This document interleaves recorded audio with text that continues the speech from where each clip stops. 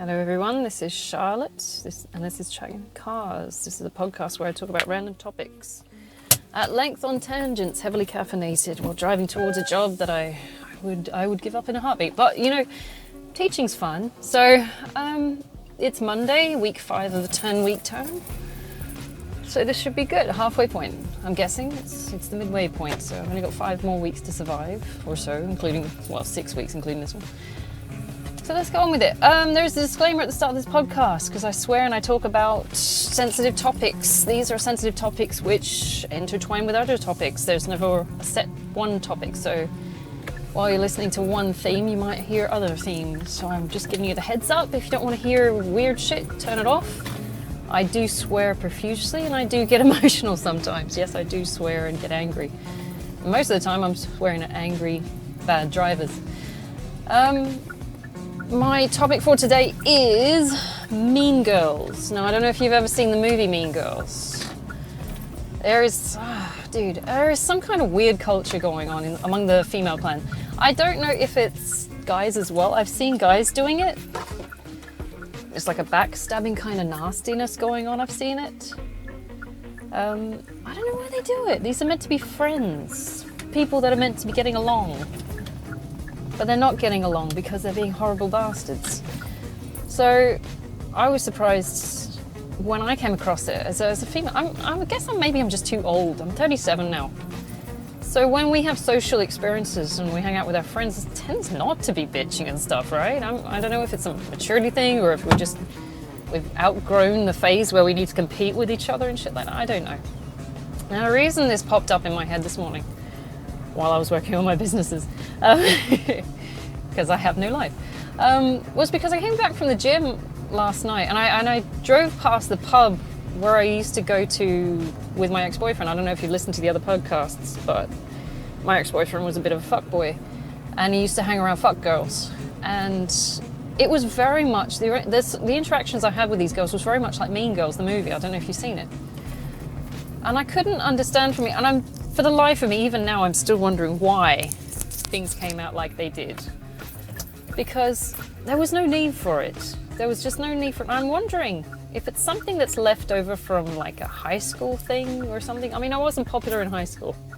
I hung out with the weird crew. I hung out sometimes with stoners, not that I was ever doing drugs, but they just seemed really chill, so I'm gonna hang out with them. I mean, we had two, token stoners called Corey. They were both called Corey. And it's like the two Coreys. It was like, I don't know if that's a generational thing. 90s kids represent, right? But they were just high as fuck all the time. They just hung out in the bush to smoke weed. And we were sitting there going, where's Corey's? Oh, they're in the fucking bushes. It's like, all right. Are they coming to class? Nah. But when we did hang out with the Coreys in class, it was like some of the best times I had with those guys. Because we used to just like roll up balls of sticky tape and set them on fire and stuff like that. And some of my other friends, we just got bored in like Indonesian class and we were sitting there spraying desk with deodorant and setting them on fire. It's all weird hijinks you get up to in high school, which show that you've got that level of immaturity where you find stupid shit amusing, It's like, the teacher's not watching, setting desk on fire, yeah, fuck yeah.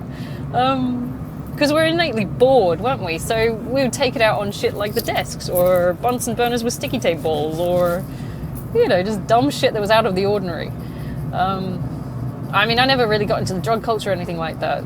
I've never touched drugs. I've seen weed maybe 3 times in my life. It just never appealed to me. I never really sought it out. I've never had any kind of addiction issues besides sugar and caffeine. So that was not part of my life. I'm trying to understand what the context of why these girls were motivated to be nasty bitches. I have a strong feeling, looking at physically what they are now, because they're all in their early 20s to mid-20s. I think the oldest one was mid-20s. There's 3 of them, which is fucking cliche considering the movie. I was trying to figure out which one was the ringleader. I'm going, I've seen this. I know this archetype. I know it. And there was a redhead, a brunette, and a blonde, and I'm sitting there going, well, this is fucking cliche to start with. It's like, wait, I know this joke. And I was trying to figure out which one. The blonde one was meant to be like this mothering figure. She was touchy-feely with fucking everyone, and it pissed me off because she'd sit there and she'd put her hands on my boyfriend, and I'm not possessive, but I'm territorial. I'm like, you know he's taken. Get your fucking hands off him. Stop groping him, sort of thing. It pissed me off. And it might be, you know, showing my insecurities. But I'm like, if you know someone's with someone, you don't grope them, dude. And it's just, no. But she was the touchy-feely, oh, everything's fun, it's friendly. But she'd also be like feeling up her manager. And I'm sitting there going, oh, is she going out with that guy? She's like, no, they're just really hands-on. I'm like, is he married? It's like, what is happening? It's like, and she had this other guy on the side that she's like hanging out with or shagging or something, a fuck buddy, I don't know. And then on her Facebook, she's like going out with some girl called Jordan or something. I'm going, who the fuck are you with exactly? Because this is confusing the shit out of me. And then there was the redhead, which seemed to want to stick her tits in everyone's face or her ass in everyone's face. She was constantly like bending over chairs in random ways and stuff like that. I'm going, what the fuck is your game, dude? I don't know. She was like the small feisty one. I'm going, okay, whatever. Obviously you got rage issues, but I don't know why. Probably because you keep giving it away for free. I don't know, dude. And then there was the brunette who was meant to, I think, supposed to be the responsible one. She seemed the calmest of the three. She was banging some other guy who, and she said on her Facebook profile that she was single, but the guy she was banging hid his profile status. But I knew they were together. I'm going, why are you saying that you're single, but you're banging that guy? So I couldn't understand that. I think they were fuck buddies, but I'm like, what is going on? I don't know. You guys are all fucking insane. So this was the Mean Girls trio. They all looked, and they had the attitude of popular girls from high school. I remember popular girls from high school because they were bitches. It's like they've got that weird air of superiority, and you're like, you've achieved nothing in your life. I don't know why you're doing this. All this shouts to me as someone who's trained with psych, you know, is that you're just showing your insecurities. It's like you're overcompensating for these holes in your persona. It's like maybe you scooted through high school getting up doots by, you know, sleeping around or pretending you're friends with everyone. I don't know. Are you actually friends with everyone? Because I was looking at the profiles as well. I'm sitting there going on their Facebook. They've got thousands of friends, but I'm like, how many of these are actual fucking friends? I'm looking at my Facebook, it's like I got 11. I'm going, yeah, and I've talked to every single one of these fuckers in my life in the last year. You know, I've either talked to them, I've hung around with them or something. My friends are actual real friends. So I'm guessing it must be some kind of weird popularity thing where more is better. It's like sometimes more is just more. It's not valuable. These fuckers, you're never going to meet them. You're never going to have any kind of association with them. They might get feeds from shit you're doing, but at the same time, what are you doing? You work in a bar. It's like, what is your life? It's like, and their existence is, they work in a bar and sometimes they go to like someone's, I don't know, fucking poetry reading or something like that. Or, you know, they go see a band. It's like, they haven't really achieved anything, but they think they're the shit. So I don't understand where that comes from. You haven't done anything with your life. Why are you such a bitch? It's like, and I don't think they understand that the shit that happened in high school doesn't translate to the real world as an adult. It's like, I never understood that. I don't know if that's what it was. Like when I was being nice to people at the pub in this social group, I was genuinely being nice. I was being nice because these people were perceived to be my ex-boyfriend's friends. So I'm like, okay, so if they're your friends, they're my friends. I'll try and play nice and I'll tolerate their shit. I'm going, I'm seeing a lot of infantile shit, but you know what? This is your people. These are your friends. Okay. I tolerated his best bud, who was constantly fucking hanging around, and I swear to God they had something going on between those two. I don't know, because this guy was, every time he walked past our apartment, he's like, that's my friend's house. I'm going, you got a crush on him, don't you? It's like, I think there was something going on there. Whether my ex-boyfriend would admit it or not, I don't know. I brought it up in jest at one point. I'm sitting there going, your friend got a crush on you, dude. Like, no, he doesn't. It's a mentor relationship. I'm going like, dude. Every time he walks past our apartment, he points it out, and he's constantly talking about you. He's got a thing for you. He's not gay. Oh, no. He's not openly gay. Okay, you need to have a look at that. But also, this social crew, everyone was just sleeping with everyone as far as I could see. I never understood that because it just sounds like a liability. It just sounds like something horrible where everybody gets used and nobody really has any kind of longevity or emotional depth to them, or, you know, it's horrible. I don't understand why they would do these things. I mean, it's nastiness in sense, you know. But then it was more than just, you know, sleeping around. It was actively trying to flirt with other people's people, and you know, I never understood that. I had this one guy, all right, the brunette I was talking about, for example. I had this chick's boyfriend sitting there winking at me and shit. And I thought he was taking a piss. I'm going, who fucking winks for a start? What is this? Why are you winking at me? So this is a bit fucking weird. And then he's like putting his leg on me under the table. I'm sitting there going, I'm literally sitting next to my fucking boyfriend. What the fuck are you doing? I don't understand that, so I move my leg. And I'm like, I don't understand this. I really don't. He's like, you know I'm with this guy. What are you doing?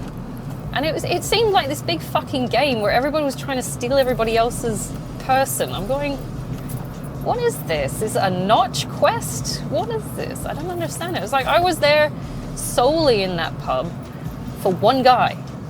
And that's because I just wanted to fucking spend some time with him after work. Or, you know, on the weekend. It's like I didn't get to see him all week. I just want to spend some time with him.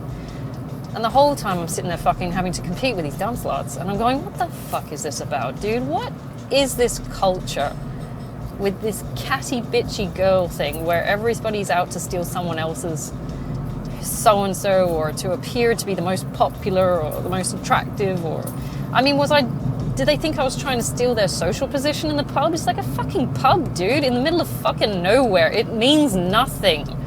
I don't understand this. All I want to do is spend some time with my guy. It's fucking retarded. Sorry, I shouldn't use that word. Wait a minute. Yes, I can use that word because I'm autistic. Haha, bitch. I don't understand. I don't think that's how it works. I don't know. It just it blows my mind, the pettiness behind it. And I relinquished him. I'm like, look, if this is your lifestyle and these are the people you want to hang out with and this is what you want to be doing with your life, it's like, I can't do this, man. It goes nowhere. It's negatively based. It's destructive, and I want nothing to do with it. So I left. I broke up with him, moved out. There were other reasons why I didn't stay with him because, to be honest, there were 72 red flags, and I am writing a book about it. It's taking a while. 72. Not just 1 or 2 or 3, 72. I had to write them fucking down. 72 reasons why I didn't want to be with this guy. I'm going, there, Jesus fucking Christ. And I'm not just being picky. I've looked at them and went, well, actually, these are pretty fucking serious flags. Ranging from drugs to adultery to, you know, like to financial codependence, all kinds of fucking things. But I said, I can't do this. This isn't my future. I can't do this. I can't change it. It's not my right to change it and tell these people what they should be fucking doing. I can suggest to my ex-boyfriend what he needs to do to get out of this scenario, because right now he's fucking his life up something severe, and he's 40. So, you know, like, he sent me an email saying he missed me. I sent back saying, I can't do this, dude. This is off the table. I'm not coming back. But this is the steps you need to take to clear your life up. Because I still felt, you know, somewhat responsible for him, because he's fucking, I don't know if he's helpless or if he's useless. I don't know. But I outlaid the steps. This is what you need to do to get your shit together. Do this, and at least you'll get yourself to a better position. So I'm not going to be there because I don't want anything to do with you or this. But, you know, I laid it out. I'm going, because I'm not an asshole. I'm going, I can see what's going wrong. I can see what's causing the problems. This is my suggestions. And there was 11. It might have been excessive. Maybe I'm helping him too much. Maybe I should have just left him to crash and burn. I don't know. I'm not an asshole. I am a teacher, so when I see people struggling, I'm like, okay, these are my suggestions. I don't know what he did with those because I blocked him after it because he tried to figure out where I lived. So I'm like, okay, stalker, block. I can't do that, dude. That creeped me the fuck out because he's really fucking stage 4 clinger. I'm going, nah, dude.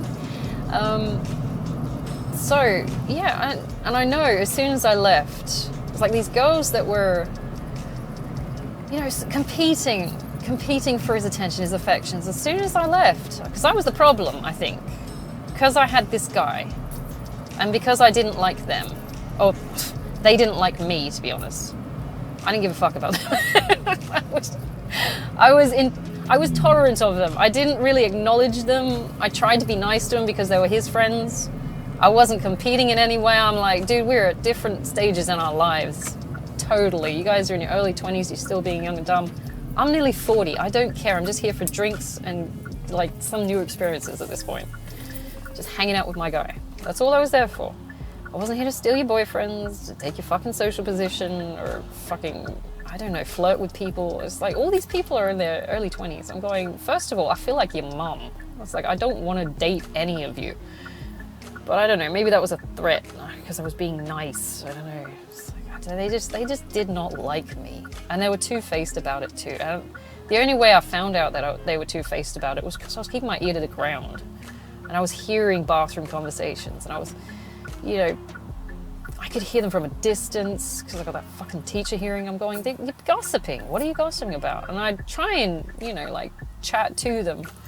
Like just, and then they'd change the names of the people in the conversations. I'm going, no, because you just said that was that person's name. And now I know who you're talking about. Don't change the names. And it was stupid shit like that. It was like they were trying to keep it covert, this bitchiness, because it would have ruined their image of being this nice person. And the blonde one, I'm sitting there going, I know that you got something going on with my boyfriend, well, my now ex-boyfriend, my boyfriend, because she was talking about similar circumstances which were occurring in his life, but she was talking about them as her interactions with him. And I have a strong suspicion that she was shagging him, because she knew what the inside of my laundry looked like.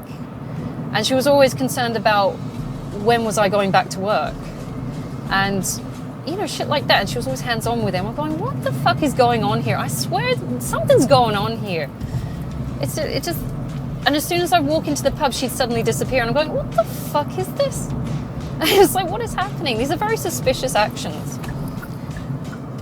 And I didn't understand it, and I didn't want to see it. But I'm pretty convinced some shit was going on. Because you wouldn't just disappear. I mean, unless you really hated me. Or him. Which is possible, because he was a big mouth arsehole. But she was always touching him, so it's like it couldn't have been him. So I'm like, is it me? I don't understand. I mean, I was always nice to them. I'm sitting there going, I mean, she was looking for somewhere to get her nails done at one point, and I said, oh, here's the place I go to. So I purposely, when I got my nails done, I brought back this business card for her so she had somewhere to go to if she wanted to. I said, these guys are really nice. There's nice little people that do your nails, and it's pretty cheap and it's good, and look at what they've done to mine. And, you know, I tried all that nice stuff that girls are supposed to be doing. It's like this stereotypical, you know, sharing of information for the benefit of the group, I would assume, right? This is where I got my hair done. This is where I got my nails done. This is where I shop. Oh, this is really good bargains at this shop if you go there. And, oh, do you want to, you know, go and check this out together? It's like, I tried all this stuff. These are all things that I learned. Even though I'm autistic, these are things that I've been told and shown to be ways to be nice to people and to make friends. And I tried all this. But still, they would have this fake interaction, this fake smile. And then I knew they were bitching and gossiping behind my back. I'm going, what is this? I've not done anything for this. I don't understand this. I mean, it all demonstrates it's a lack of, you know, maturity. Oh, look. Sorry, I just saw a blue-tongued lizard. It's coming into Australian summer. I'm excited. I'm not excited for the snakes. Fuck those guys. But the blue-tongued lizards I like. You can feed the watermelon. Sorry, I'm going off track. But the nastiness, you know, it's not needed. I wasn't competing. I didn't care. I know I used to dress up. I used to dress up quite nicely because I wanted to be there for my boyfriend. So I dress up for my boyfriend now. I have a tendency to want to be whatever they perceive to be attractive, you know? I don't know if it's just me or it's fucking everyone who's got someone, you know? It's like, you want to look nice for your guy. I know I could never let myself go because it would be, you know, a cock block, so why would I do that? I like sex. I want to get laid. If I can do something that encourages the person I'm with to fuck me, I will. So I tell you what that is. But I don't know if they just saw it as a threat or something. I was wearing, well, to be honest, I was wearing short skirts and fuck boots, but, you know. And I tell you what, with a background in fashion, I can put that shit together pretty well. But they didn't like that. Did I tell you to turn up in dumpy ass jeans and shit, dude? No, I'm here for this one guy. I want him to fuck me. I don't give a fuck about the rest of you guys.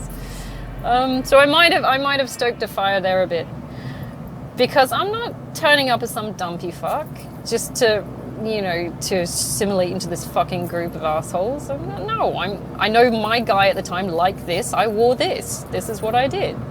I had my hair like this. He likes this. The things I do in a relationship is basically to keep that person happy, because I want them to be happy. I mean, maybe it's people pleasing, I don't know, but I just wanted him to be happy. It's like, I want to give you something nice to play with. I mean, fuck me, right? It's like, but they saw it, I think they saw it as a threat. I could be sounding a little bit conceited about that. It's like, well, of course I'm a threat to these 20-year-old girls who's got boobs in the right places because they're not over 30. So like, I mean, I don't think I was overtly annoying. I tended to keep to myself. I wasn't very loud. I was just quiet. I sat in the corner and I just, you know, I was latched onto my guy and I was happy just to have a pint and spend time with him. I didn't really talk to anyone else. Some of their guys came to talk to me. I had the brunette's boyfriend fucking hidden on me and I'm like, I'm not into this. I tried to brush it off as much as I could. I wasn't encouraging that in any way because it's just not my gig. I'm a monogamist. I'm there for one guy. I don't understand it. It boggles the mind. I mean, it's strange. I think it's residual from high school. It's like in high school, maybe if you're popular, your status is based on, you know, being perceived to be the most attractive or the most acceptable to maybe guys. Yeah, I mean, it's a bit cliche. It's like you're the girls, all the girls want to be you, all the boys want to fuck you, something like that. If you're heterosexual, I assume. Or even bisexual, I don't know. Straight out lesbians, I don't know. I'm not lesbian. I am bisexual, but you know, this is the cliche approach to it. But fuck me if I know. I was never popular. So I finished high school. I got into uni. That's my gig. That's what I did. I hung out with weird kids. He was somewhat smart, and we just got on with shit. We were more concerned about dealing with shit that was happening at home than anything. There was no competition among us to get laid or anything like that I'm aware of. None of us were sexually active. None of us drank. You know, it's like there was no drugs. Like, we're just hanging out talking about fucking Harry Potter and shit. It's like, I don't understand where this competition comes from amongst kids. I mean, you are still fucking kids at that stage. 17 is still a kid. Legally, you can have sex at 16 in Australia. 16's pretty fucking young though. We had girls that were pregnant at 16 in high school, still coming to fucking school. But that was just the area I was in. I didn't lose my virginity until I was like 19. So if they were and I was engaged at the time. So it's like, I don't even know where the fuck. And I was with the guy for like 2 years before I even thought about that shit. But it's insane. It's like these people just use, you know, sex and fake politeness to just gain popularity. It's like, you know, that's bullshit you're spreading, right? And they think if they do it in the I suppose in the workplace or in like exterior, you know, external to high school social groups, that'll work again. It's like, I don't think it does. I'm hoping the guys will clue on at least that it's a stupid idea, because if they're not being, you know, faithful to whoever they're with, they're not going to be faithful to you. It's like, but then again, you got to question, what do they actually want out of this person? And there's the dangers of being objectified. I'm saying there is some fun to being objectified. I will say that, because to some degree it's a kink. I mean, I didn't have a problem with my ex-boyfriend slightly objectifying me. He used to do the whole, you know, dirty fucking, basically, essentially, with the hair pulling and the choking. But, you know, oh my God, I'm so sorry. This is not what you want to hear on a Monday morning. But, you know, there's some kink to it. I would admit that, because I did enjoy that. But, you know, you don't ride it out as the only thing you've got to offer, really, isn't there? And you keep it to your guy or your person who you're with. It's like, that's, you know, what stays in the bedroom, happens in the bedroom stays in the bedroom. You don't sit there going and trying to use it as a means to get popularity. I mean, these girls were riding on their reputation as, you know, I suppose, I don't know, maybe I'm just looking at the wrong types of guys in that social group. Because if guys are interested in that, it's like, they're not going to They're not going to spend any time with you. They're not going to get to know you. Not when they can just get laid and get the fuck out, you know? It's like, if unfortunately they knock you up, then they're still not going to stay with you. That's what happened in the areas I grew up with. It's like lots of girls, when I was young, thought, oh, if I get pregnant to them, then they'll stay. They don't fucking stay. They don't even pay child support. It's like, come on. It's the oldest trick in the book, is like both of you fuckers being dumb. If I get pregnant to this guy, he'll stay. No, because he's going to play the same shit and leave. He ain't staying. It's fucking irresponsible to get pregnant at that age anyway. Come on. But it's that big, I don't know, maybe it's popular culture or something like that. We've got this big push for sexuality to be the means to which everyone likes you. And I don't know if it's my age or something. I'm just getting past this. And I'm going, you know what? This is an overrated experience. I've had lots of sex, dude. I've been married. I was with, yeah, it's nice. It's not the be-all, end-all, you know? At this age, I'd rather just know that I've got a roof over my head and I'm not going to get fucking evicted on my birthday again. You know, it's like... And then, of course, you're being touted as being materialistic for that shit. I'm going, I am not, dude. To me, getting evicted on my birthday was really fucking hurtful experience, because not only was the information held back from me by my controlling ex-fuckboy boyfriend, right? It's my fucking birthday, and I was being homeless again because of someone else again. And I'm like, this is just a whole clusterfuck of betrayal. It's like, I am just gonna go get my house myself. I'm tired of being nice and hoping that someone will come with me and build with me. I'm just gonna do it myself. And maybe that was the lesson in it as well. Just stand on your own 2 feet. I mean, it's not like I'm codependent in that I need to rely on other people. I never take money from anyone, because I've been burnt in childhood from, you know, family members and stuff like that. But it would have been nice to build with someone. But really, the last 2 guys I've had, I've never really had 2 guys, is, you know, they've just drained on my financial resources. So my goal these days is to just get myself to a position where I don't have to worry about being homeless again or being used again. That's the maturity I've got at this point. That's my goals. Anything that comes after that, or if anything threatens my stability, I'm like, I'm not fucking doing this. And that includes, you know, appearing to be some free and open, sexy thing for the sake of getting social approval. It's like, I just don't have it anymore. I tried it in my 20s. I tell you what, in my 20s, I was a goth. I looked like a potato in a wig. It was so fucking weird.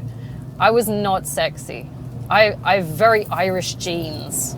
I'm pasty, and I was like round featured, not fat, but I was like, I look like a potato in drag. It was not great, with eyeliner, right? So you're gonna put that image in your head. It's like, I was not sexy. And I didn't have the balls to wear short skirts and things like that as well, so I was all covered up and stuff. So my sexy time in my 20s just didn't fucking exist. And then I left my 20s and got married. I'm like, oh, fuck it. It's like I never, you know, bloomed per se. So when I got out of my divorce, I started putting effort into my appearance and things like that. Because my ex-husband didn't like me looking like a girl. He wanted me to look like a boy, strangely enough, right? You know? Tell me he's not gay, I don't know. But he might be gay. He just won't admit it. There was always a guy hanging around. I don't understand that. Anyway, and more mysteries of life. He's got to be gay. I don't know. One day I'll find out. One day.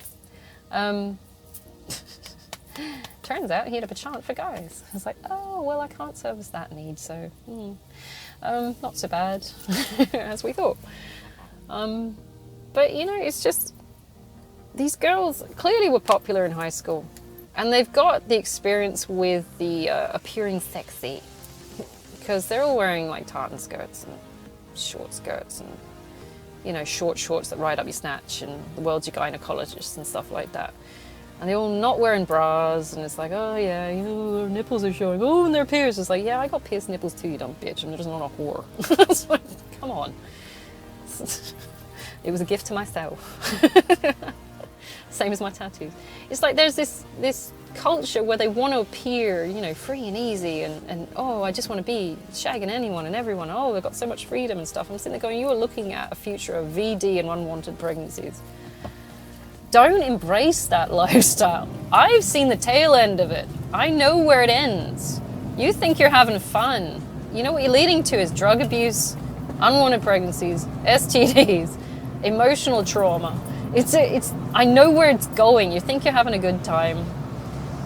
But, you know, they won't listen to you. And I didn't want to pull them up on it either. I do remember having an argument with my ex-boyfriend about how these girls needed to stop, or at least pull back on that shit, those behaviors, because they're going to get raped, to be honest. And that's speaking from experience. And he cracked the shits with me about, you know, because I've been sexually assaulted, I've been raped. He cracked the shits with me because I said they need to cover up a bit more. They need to stop acting like this, because I would love to believe we live in a world where guys just won't do that, but they fucking do. It's like, I would love to believe that. And that is speaking from trauma, I know. Not all guys will do this. There is a select few that fuck it up for the rest of the guys. But it's happened. I know what starts it. I know. The more they put their sexuality around, the more guys will say, hey, I'll give it a go. And I hate it. Because you should be, if that's the way you want to live your life, fuck it, man. I mean, it's not my gig, but if that's what you want to do, that's what you want to do, right? It should be done safely, and it's not. All it takes is you saying no, and I've been coercively raped. All it takes is you saying no, and the guy going, oh, she wants it anyway. I'll just change strategy. And, you know, you just participated in rape. And the guy won't admit it, because my ex-boyfriend didn't. He just said, oh, she knew what she was getting into. I'm going, I didn't know what the fuck I was getting into, actually. I was drunk. And I said no. And you carried on anyway. And when I said, you know, when I brought it up with him, and we had this big argument about it, his stance was that girls should be able to dress how they want to dress, or act how they want to act. And I'm going, yes, that would be lovely in an ideal world, but this is not an ideal world. And the reality is they will get sexually assaulted. And he, even though, and this is told after I told him I'd been sexually assaulted and raped, he put me as the asshole in there. It's like, I was the asshole for wanting girls to cover up. I'm going, no, dude, I'm speaking from experience. This is one of the reasons I fucking left that prick. I'm going, you don't have any idea why I say these things, do you? Or where I'm coming from? And it smacks of the immaturity of the group and him, and reasons why he wanted to hang out with him. Because wouldn't it just be ideal? Even though he's coercively raped me twice now. Wouldn't it just be ideal that these girls keep acting this way and wearing scantily clad clothes? Because you know what? You could just justify it with the statement she knew what she was getting into. Because he's that kind of predatorial cunt. Excuse my French. But he fucking loves that shit. And of course he'd stand up for girls can do whatever they fucking want. It's like they should be able to. But then there's assholes like you hanging around that take advantage of that. You know, it's just, I never understood that. And that's an element of that male side of the same group. It's like, are these guys... I mean, we talk about the mean girls, where they're doing the behaviors and things like that and not expecting a negative outcome because they just want popularity and the appearance of, you know, being valued as something. But seriously, you're just a convenient hole to these guys. It's like, the guys are just as fucking bad. They're predatorial. I'm watching both sides of it. Everybody's just trying to use each other in that group, and I never understood it. If this is what popularity is, I'm glad I didn't fucking have it. It doesn't make sense to want to belong to these people. They're destructive. I didn't understand it. I'm glad I left. These are not my people. These are not my soul tribe. And if anyone's going through the same experiences, I applaud you if you left, because you don't have to sit in that shit. They will use you. Right. I'm sorry. I know I'm ranting there. It boggles my mind why people do that and why they're willing to be so horrible to each other, because in the end it's just cruelty. You've got someone who's just trying to spend time with their person. These nasty ass bitches turn up and make it about them. And just, it's a constant fight just to, you know, exist. It's like, I wanted to make friends. I wanted to be nice to these people. I wanted new experiences and I wanted to spend time with my boyfriend. And they made it fucking horrible. And it's just bullying, essentially, because it then became a competition to see if they could break us up, which I know, because I listened to the ground, you know, I was listening to gossip behind the back. If they could break us up, if they could steal him, and I'm going, he's not the only thing I can get out of this was the blessing that I know he's not worth keeping. It's like, you are fighting for someone who's not worth investing in. Because I've lived with him, I've dated him, I've known him for fucking knows how long, you know? It's like, I've seen what he's done in the past. I know what it's like to be with him. It's like, if you're fighting for this one guy who is a fuckboy, and a 40-year-old fuckboy too, it's like, he's not anything I would fight for. I mean, he only got me because I had a candle for him for 15 years. And once that candle got snubbed out, I'm like, why the fuck am I here? It's like, I don't know, I'm out. And he snubbed that out himself. So the thing to take away from this, sorry I've been ranting, I know it's a Monday. Don't participate in this mean girl shit. We need to lose this culture where everything's a fucking competition. I mean, if you're just there to compete with some other girl, or I don't know if it's and I'm talking about a heterosexual kind of way. If you're there to compete, then you're not working out of your higher self, dude. You're just being a horrible bitch. You need to stop that.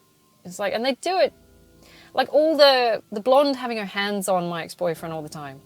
It was just a trick to try and, you know, posit some kind of power play. It's like, I can touch your boyfriend whenever I want. I'm going, you know. And I've told him this upsets me. And he did nothing about it. I'm going, you're playing into this as well. You like this shit. I'm going, fuck all of you. It's like, what is this game? I don't understand it. I told him it hurts my feelings when they do that. Please, can you not? I am territorial, I know that much. I don't know if it's a blessing or not, but I tell you what, no other guy will ever have his fucking hands on me while I'm with that someone. It's just like, never. Come near me, I'll fucking break their nose. It's like, I'm not the kind that does the hands-on stuff.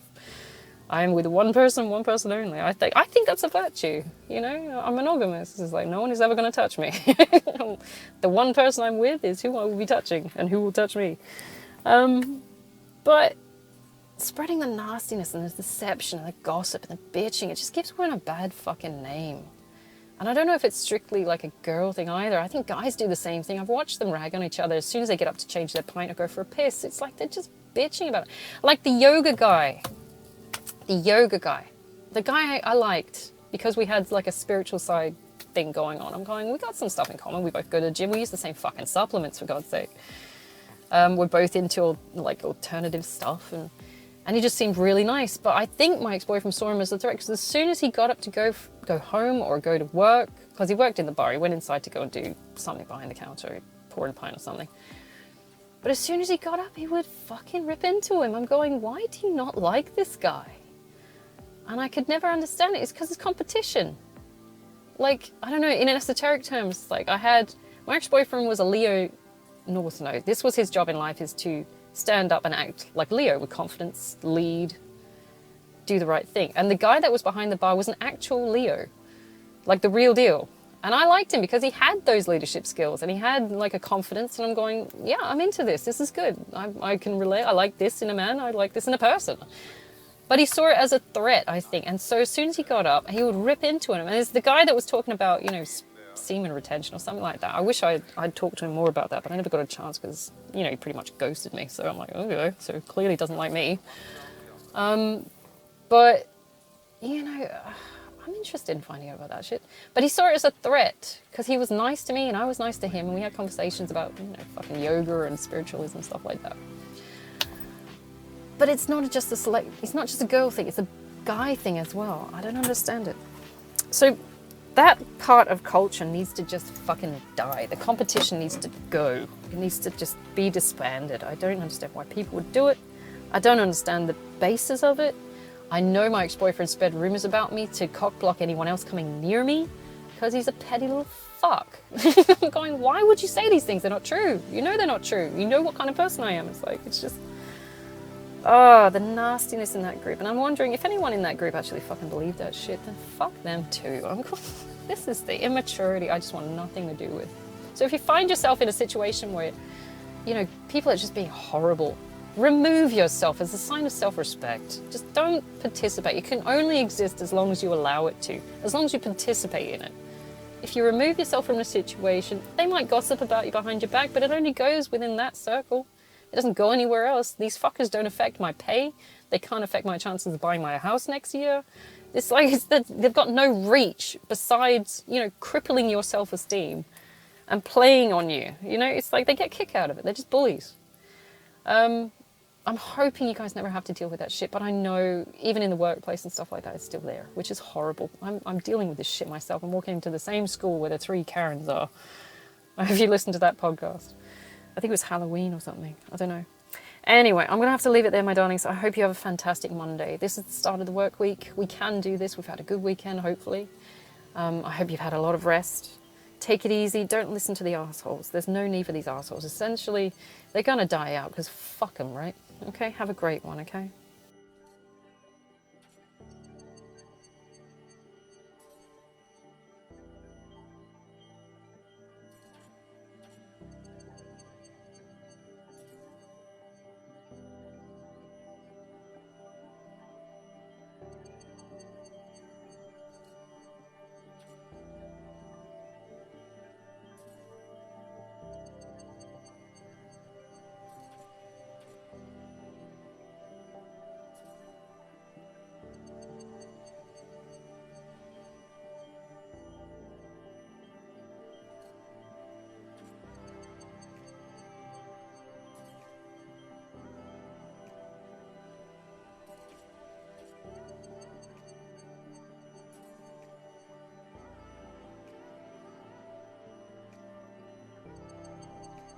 Music, what you really hear when you hear melody is the interval between one tone and another. Steps, as it were, on the scale. It's the interval. So in the same way, in the intervals between this year's leaves, last year's leaves, this